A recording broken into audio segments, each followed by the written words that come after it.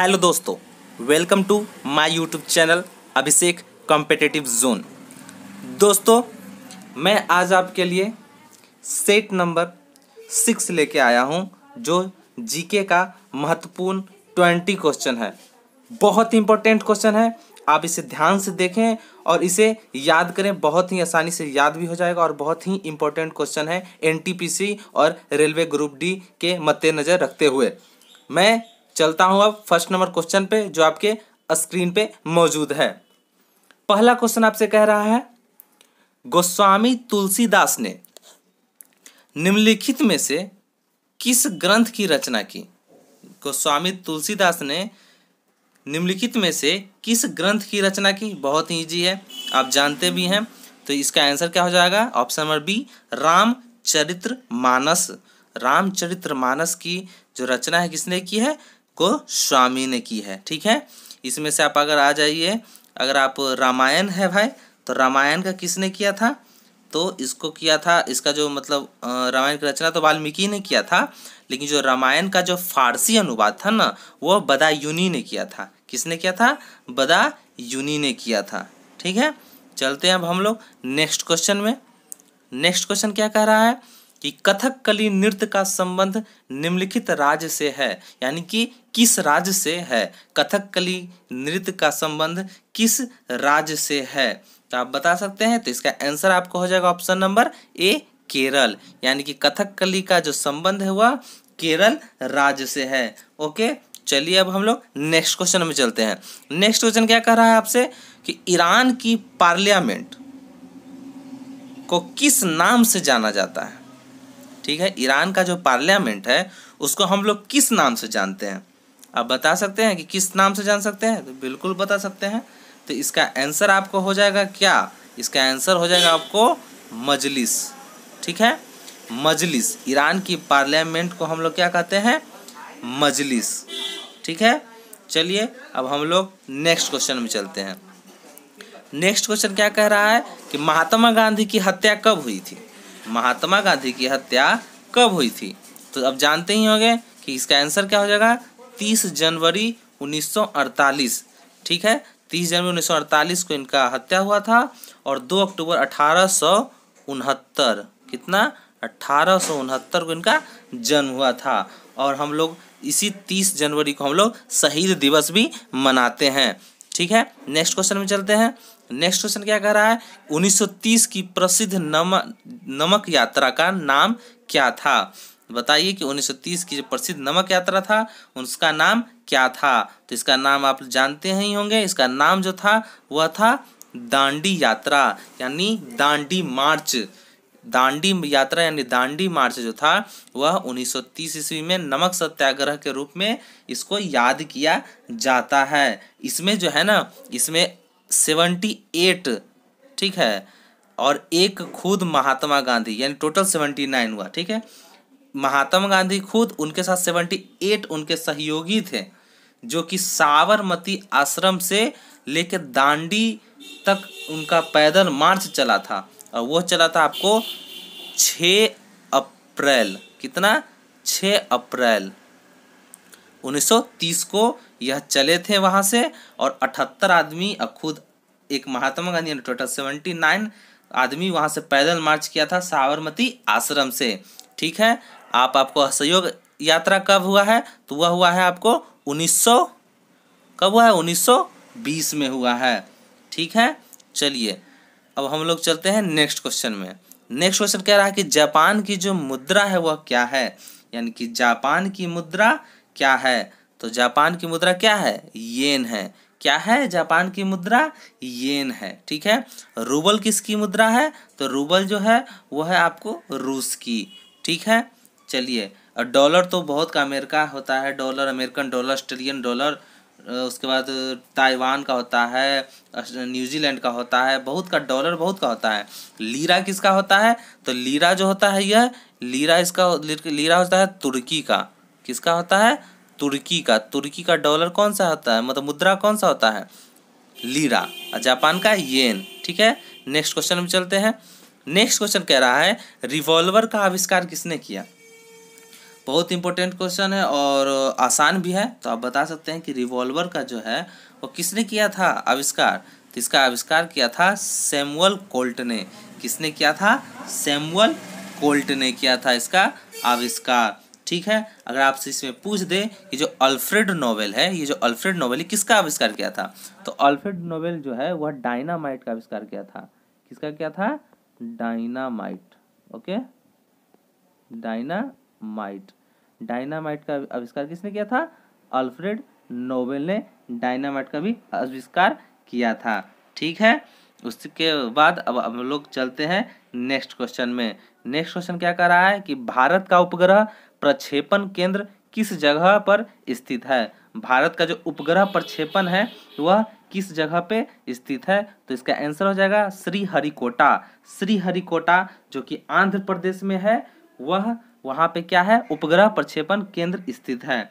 ठीक है, अब हम लोग चलते हैं नेक्स्ट क्वेश्चन में। नेक्स्ट क्वेश्चन क्या कह रहा है? नेक्स्ट क्वेश्चन कह रहा है कि विश्व स्वास्थ्य संगठन यानी WHO का मुख्यालय किस नगर में स्थित है? WHO का मुख्यालय कहाँ पे है? बहुत ही इजी क्वेश्चन है, जनेवा।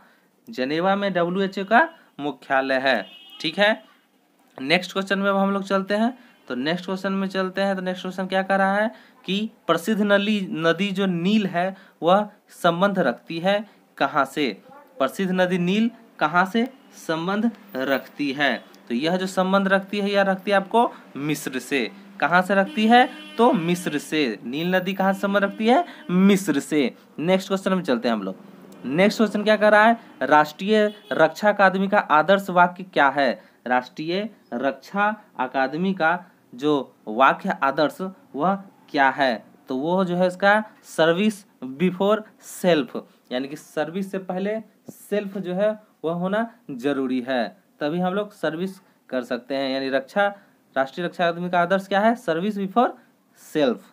नेक्स्ट क्वेश्चन में राष्ट्रीय राजमार्ग 1 किसे जोड़ता है? जो राष्ट्रीय राजमार्ग 1 है वह किसे जोड़ता है? तो वह जोड़ता है आपको दिल्ली से अमृतसर, यानी कि राजमार्ग 1 दिल्ली से अमृतसर को जोड़ता है। ओके, नेक्स्ट क्वेश्चन हम चलते हैं। नेक्स्ट क्वेश्चन क्या कह रहा है? मोहनजोदड़ो को निम्नलिखित नामों से किस एक नाम से भी जाना जाता है? यानी कि 4 ऑप्शन है उसमें से एक नाम और है जो मोहनजोदड़ो को जाना जाता है। तो आप बता सकते हैं कि क्या हो सकता है? तो हो सकता है ये आपको माउंट ऑफ डेट। क्या इसको कहते हैं हम लोग? Option number D, mount of date के नाम से किसे? मोहनजोदड़ो को भी जाना जाता है। और एक बात और जान लें कि मोहनजोदड़ो का मतलब क्या होता है? तो इसका मतलब होता है मृतकों का टीला। क्या होता है? मृतकों का टीला। ओके, मृतकों का टीला होता है मोहनजोदड़ो का मतलब। अब नेक्स्ट क्वेश्चन में हम लोग चलते हैं। नेक्स्ट क्वेश्चन है निम्न में से कौन सा लचीला और कोमल है? यानी कि 4 ऑप्शन में से कौन है जो लचीला भी है और कोमल भी है? तो आप बता सकते हैं। तो इसका आंसर हो जाएगा ऑप्शन नंबर बी, तांबा। तांबा जो होता है वह लचीला भी होता है और क्या होता है? कोमल भी होता है। ठीक है, नेक्स्ट क्वेश्चन में हम लोग चलते हैं। नेक्स्ट क्वेश्चन क्या कह रहा है आपसे? कह रहा है कि कैल्शियम हाइड्रोक्साइड का सही सूत्र क्या है? तो आप बताएं कि कैल्शियम हाइड्रोक्साइड का सही सूत्र क्या है? तो बहुत ईजी है, आपको हम पहले भी वीडियो में बता चुके हैं, आप देख सकते हैं। इसका पहला जो होगा आंसर ACaOH का होल 2, यही होता है कैल्शियम हाइड्रोक्साइड का सही सूत्र। नेक्स्ट क्वेश्चन में अब हम लोग चलते हैं। नेक्स्ट क्वेश्चन है निम्नलिखित में से कौन से यौगिकों को, मतलब यौगिकों में क्रिस्टलीकरण का पानी नहीं है? कौन सा यौगिक है जिसमें क्रिस्टलीकरण का पानी नहीं है? तो यह हो जाएगा आंसर आपको बेकिंग सोडा। क्या हो जाएगा? Baking soda. बेकिंग सोडा में जो होता है ना वह क्रिस्टलीय का पानी नहीं होता है, मतलब क्रिस्टलीकरण का पानी नहीं होता है। ठीक है, चलिए नेक्स्ट क्वेश्चन में चलते हैं। नेक्स्ट क्वेश्चन आपसे क्या कह रहा है कि फोटोग्राफी कैमरे की F संख्या जो होती है वह इसमें से क्या दर्शाती है? जो फोटोग्राफी कैमरा में F संख्या होता है वो क्या दर्शाता है? तो वह दर्शाता है आपको ऑप्शन नंबर सी, लेंस की फोकल दूरी और वह द्वारक के व्यास के अनुपात को दर्शाती है। मतलब लेंस की फोकस दूरी और द्वारक के व्यास जो होता है उसके अनुपात को दर्शाती है। ठीक है, नेक्स्ट क्वेश्चन में चलते हैं। नेक्स्ट क्वेश्चन कह रहा है कि 5 से 8% एसिटिक एसिड को क्या कहा जाता है। 5 से जो 8% एसिटिक एसिड होता है उसे क्या कहा जाता है, तो उसे कहा जाता है सिरका। क्या कहा जाता है उसे?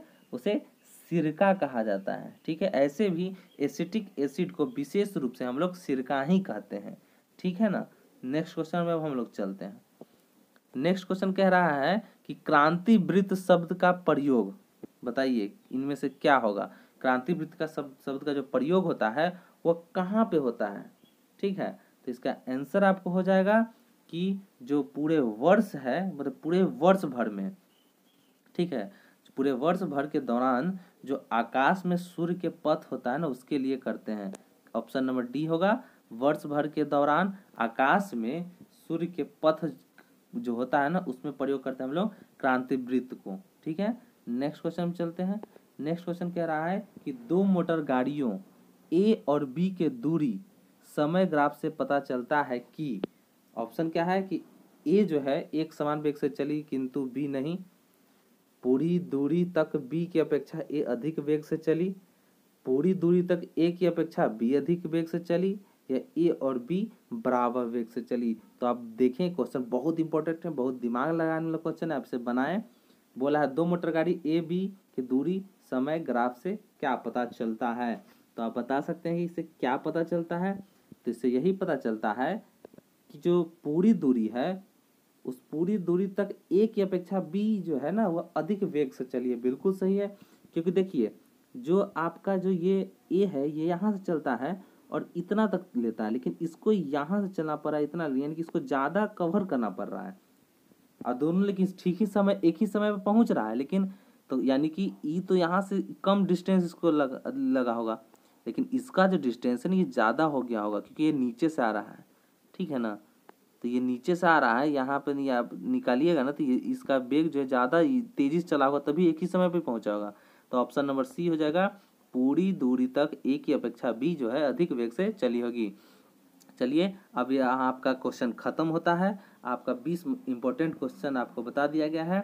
आप और मुझे लगता है कि आप इसे संतुष्ट जरूर होंगे। तो आप इस वीडियो को लाइक करें, सब्सक्राइब करें, शेयर करें और बेल आइकन जरूर दबाएं। प्लीज़ लाइक और सब्सक्राइब प्लीज़ ज़रूर करें ताकि मैं आपके लिए ऐसा ही वीडियो बनाते रहूं, ताकि आप अगर सब्सक्राइब लाइक करेंगे तो मुझे भी कॉन्फिडेंस मेरे में आएगा कि मैं आपके लिए ऐसा वीडियो बनाऊं। तो मैं अब विराम लेता हूं और प्लीज़ लाइक और सब्सक्राइब ज़रूर करें।